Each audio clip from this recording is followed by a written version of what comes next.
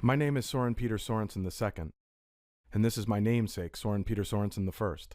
He was born over a century before me in Denmark in 1871, and he's pictured here at 17 in his Danish military uniform. Here's his son, my great-grandfather Ralph Sorensen, holding me at 2 months old as my father and grandfather look on. When I look at this photograph, I wonder if any of these men ever thought that my life would even remotely resemble theirs. A personal documentary about a public subject. My Father's Vietnam personifies the connections made and unmade by the Vietnam War.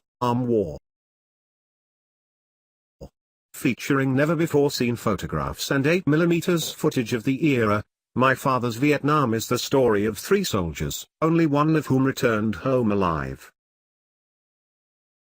Interviews with the filmmaker's Vietnam veteran father, and the friends and family members of 2 men he served with who were killed there, give voice to individuals who continue to silently carry the psychological burdens of a war that ended over 40 years ago.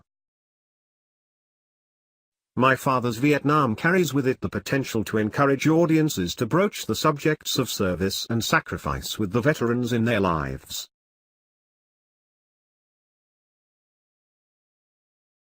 And on the way down, everybody was sort of hanging onto their seat and kind of concerned because we're in this commercial setting and with a sort of a tradition. This is just a regular airplane flight, and the next thing we knew, were very difficult to communicate. And then within 2 hours, I was on a perimeter of Cameron Bay stringing concertina wire, and I figured I was going to make it 24 hours. I figured that something might happen. I knew he wasn't going to be in the jungle. 4-minute or whatever delay, and then you'd feel a concussion.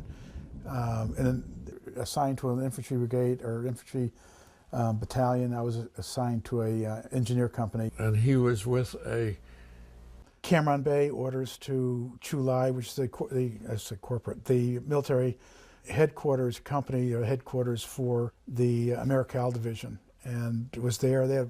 And for a week you were there to acclimatize yourself, and then also go through quick kill course where you had a BB gun. We received rocket attacks, probably B-10s or Soviet-made rockets.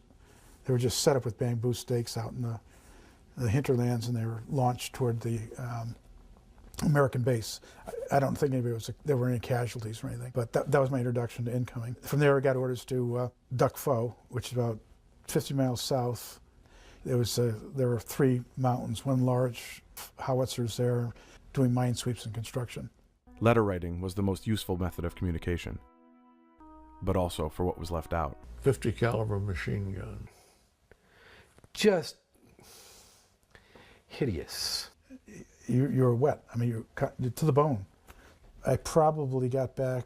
Family gathering around the Christmas table with my parents, and we did the sweep, and then it set off. We did this one day. On this particular day, we were working on bunkers. Anyway, we got down there, it went off right under the cab, and it blew his eye out. We had to do another mine sweep of the road. And they said, "Oh, we're sorry," and they hung up. And you serve your time, you get back, and then you get back into the world. A group of us, there are maybe 20 of us,